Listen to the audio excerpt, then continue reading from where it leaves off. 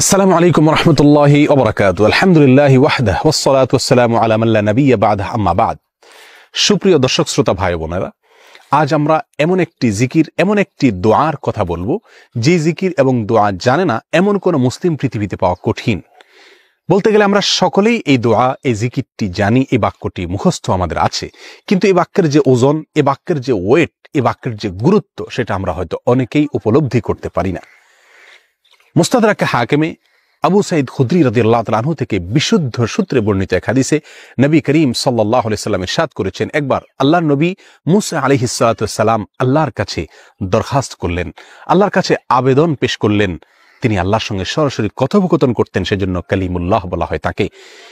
আল্লাহর সঙ্গে সরাসরি কথা বলতে গিয়ে একবার তিনি আবেদন করলেন, আল্লাহ আমাকে আপনি একটি জিকির, একটি দোয়া শিখিয়ে দিন, যে জিকির, যে দোয়া আমি সব সময় পাঠ করব, সব সময় আমল করব। আল্লাহ সুবহানাহু ওয়া তাআলা তখন মূসা আলাইহিস সালাতু ওয়াস সালামকে বললেন, কুল লা ইলাহা ইল্লাল্লাহ, হে মূসা আপনি লা ইলাহা ইল্লাল্লাহ এই দোয়াটি সবসময় পাঠ করবেন, এই জিকিরটি সবসময় পাঠ করবেন, এটা আপনাকে আমি দিলাম।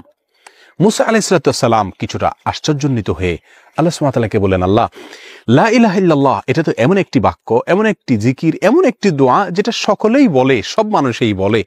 আমি তো আপনার কাছে স্পেশাল কোনো দোয়া চেয়েছিলাম, বিশেষ কোনো দোয়া চেয়েছিলাম।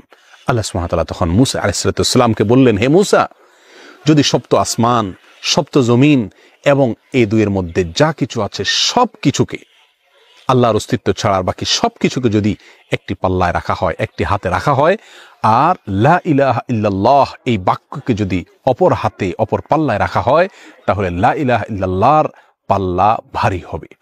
এত ওয়েটফুল এই আমল, এত ওজনী এই আমল, এই জিকির। অর্থাৎ আল্লাহ সুবহানাহু ওয়া তাআলা মূসা আলাইহিস সালামকে যে বার্তা দিলেন সেটি হলো, লা ইলাহা ইল্লাল্লাহর চাইতে ওজনী, এর চাইতে ওয়েটফুল, এর চাইতে ভারী, এর চাইতে শ্রেষ্ঠ, এর চাইতে মর্যাদাপূর্ণ কোন জিকির আল্লাহর জমিনে আর নাই। প্রিয় বন্ধুগণ, মূসা আলাইহিস সালামের জন্য সবচেয়ে স্পেশাল দোয়া হিসাবে, সবচেয়ে স্পেশাল জিকির হিসাবে আল্লাহ সুবহানাহু ওয়া তাআলা যে দোয়াটি নির্বাচন করলেন, যেটাকে সবচেয়ে ওজনী আমল হিসাবে আল্লাহ সুবহানাহু ওয়া তাআলা স্পষ্টভাবে ব্যক্ত করলেন, সেটি হলো লা ইলাহা ইল্লাল্লাহ। অথচ এই লা ইলাহা ইল্লাল্লাহ এটাকে আমরা খুব সাধারণ একটি জিকির মনে করি, খুব সাধারণ একটি দোয়া মনে করি, আমরা বিশেষ আমল খুঁজে বেড়াই। অথচ এর চাইতে বিশেষ, এর চাইতে স্পেশাল কোনো আমল আল্লাহর জমিনে আর হতে পারে না। জিকিরের মধ্যে যত জিকির আছে, যত দোয়া আছে, যত আমল আছে, সমস্ত জিকিরের ভিতরে সবচেয়ে শ্রেষ্ঠ, সবচেয়ে ওজনী আমল, সবচেয়ে ওজনী জিকির হলো এই লা ইলাহা ইল্লাল্লাহর জিকির। মিজানের পাল্লায় কিয়ামতের দিন যখন আমার নেকামল মাপা হবে, তখন আমার নেকামলে শুধুমাত্র লা ইলাহা ইল্লাল্লাহ এর আধিক্য যদি থাকে, তাহলে ইনশাআল্লাহ আমার নেকামলে পাল্লা অনেক বেশি ভারী হবে। আসুন, চলতে ফিরতে, উঠতে বসতে, অবসরে, কাজের ফাঁকে সব সময় মুখ থেকে, অন্তরের গভীর থেকে লা ইলাহা ইল্লাল্লাহ উচ্চারণ করতে থাকি। অন্তর পরিষ্কার হয়ে যাবে, অন্তরের ময়লা দূর হবে, অন্তরের পেরেশানি দূর হবে, অন্তরে আল্লাহ সুবহানাহু ওয়া তাআলার প্রতি আস্থা বাড়তে থাকবে, ঈমান বাড়তে থাকবে। এবং লা ইলাহা ইল্লাল্লাহ এই জিকির আমরা যত বেশি করব, তত বেশি সৃষ্টি জগতের অন্য সবকিছু আমাদের কাছে তুচ্ছ মনে হতে থাকবে। সবকিছুর হারানোর কষ্ট আমরা ভুলতে থাকবো। আল্লাহ সুবহানাহু ওয়া তাআলার কাছে আমরা খুব বেশি নৈকট্য অর্জন করতে পারবো।